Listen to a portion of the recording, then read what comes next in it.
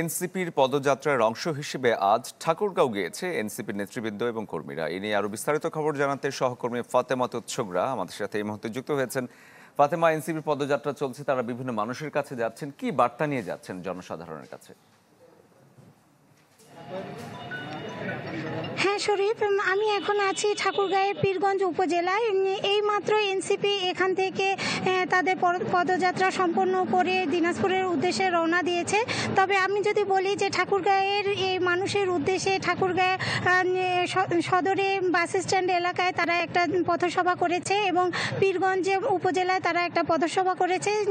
দুই পথসভাতেই তাদের একটাই মূল বার্তা তারা দিয়ে যাচ্ছে জনগণকে, যে এই দেশ যেন স্বৈরাচার মুক্ত হয়েছে যেভাবে, এইভাবে যেন বৈষম্য মুক্ত হয়।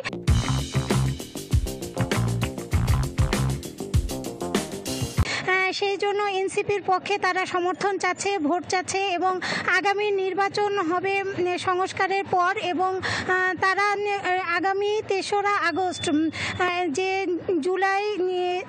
জুলাইয়ের যে সনদ তারা প্রেরণ করবে এবং ৩রা আগস্ট হবে এই দেশের জনগণের একটা মুক্তির সনদ তারা প্রদান করবে বলে এখানে জানিয়েছেন। এবং পীরগঞ্জে যে পথসভা হয়েছে সেখানে জানিয়েছে যে এনসিপির পক্ষে ভোট দিলে ছাত্র জনতা এবং যুবকরা বৈষম্য মুক্ত এই বাংলাদেশ গড়বে।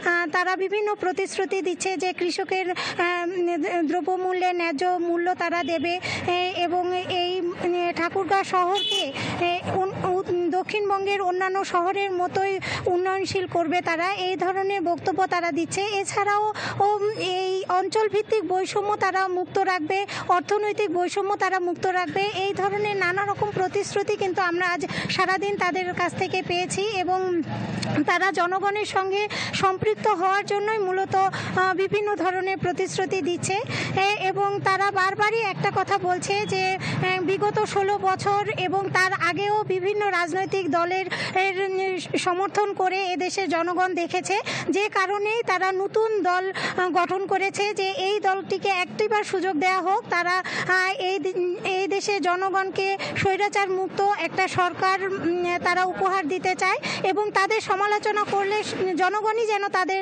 নিচে নামিয়ে আনে, এই রকমের প্রতিশ্রুতিও কিন্তু তারা দিচ্ছে এবং তারা বারবারই বলছে যে আমরা যদি কোনো ভুল করি সেই ভুলেরও সমাধান আপনারা সবসময় করতে পারবেন।